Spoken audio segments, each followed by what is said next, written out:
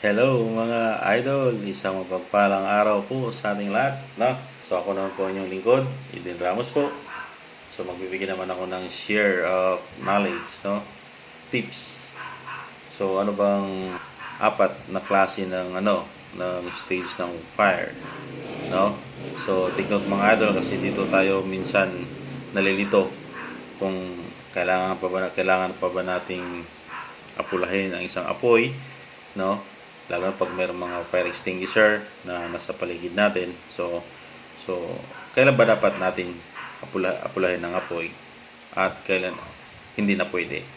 At kailangan na natin mag-evacuate at tumawag ng uh, fire marshals or pumbero, ika nga. Okay? So, unang-una mga idol, pag-usapan natin. So, huwag skip ang video mga idol, no? Kasi pagdating sa dulo, mas importante at kapanapanabik ang ating pag-uusapan. So, unang-una mga idol, yung stage ng fire is number 1. Ito yung tinatawag na incipient stage. Ito, incipient stage. In other words, ito pa yung mga idol, yung nag-umpisa pa lang yung apoy, no? Na kung saan pwede pa nating gamitan ng fire extinguisher. Dito natin masusubok yung ating kakayahan kung paano natin gamitin dun sa previous videos ko mga idol. Sinare ko doon kung paano gamitin yung fire extinguisher, no? So kung napanood nyo, balikan nyo na lang, no? So incipient stage, ito yung stage ng fire mga idol na pwede pa nating apulahin ng apoy sa pamamagitan ng fire extinguisher or tubig man o kung ano man yan, no? So depende din to sa mga apoy mga idol, baka mamaya chemical ano pala yan o ano binuhusan natin ng tubig. For example, nagkaroon ng sunog mga idol true dahil sa yung mantika or gas, no? Gasolina. Binuhusan natin ng tubig yan.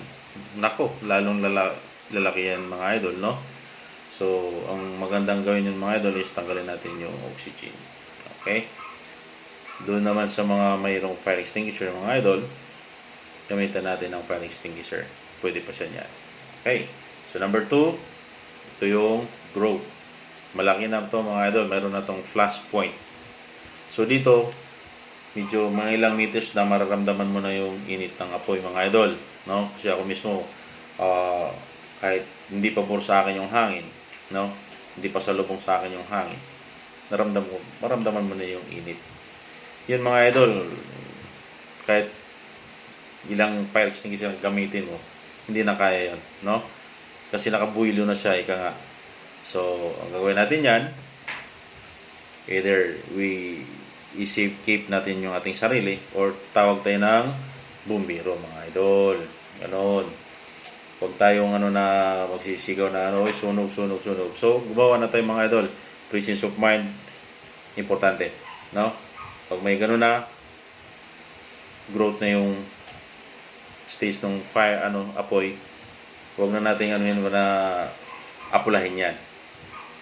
The best way is that, the best action gawin natin is tawag tayo ng bumbero mga idol. Yan ang the best, no? Pero kung marami kayo sa barangay nyo at maraming mga timba at malakas ang tubig, siguro. Pero kung mga ganyan mga idol, usually maraming napapahamak na pagdating sa mga ganyang bagay. Kasi pag nakabuilo ng isang apoy mga idol, doon na siya kumakalat, no?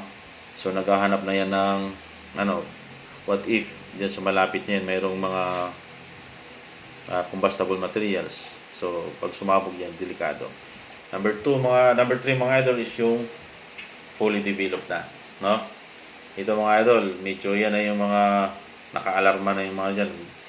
Usually makikita nyo, nasa lagpas bubong na yung apoy niyan, no?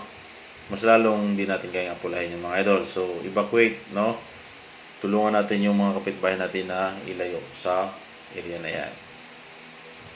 Number 3 mga idol is that ito yung decay. Akala natin humupa na yung apoy kasi wala nang flame sa taas, no?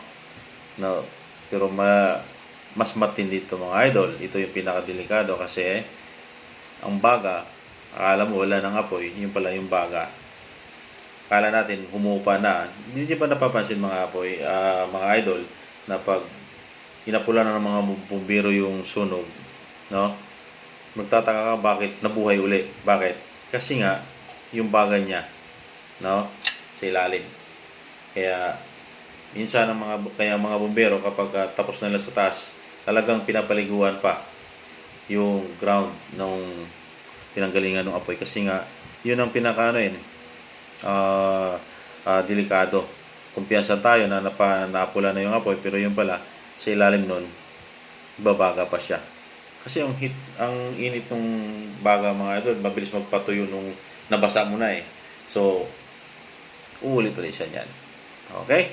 Sana may naibahagi akong magandang tips mga idol.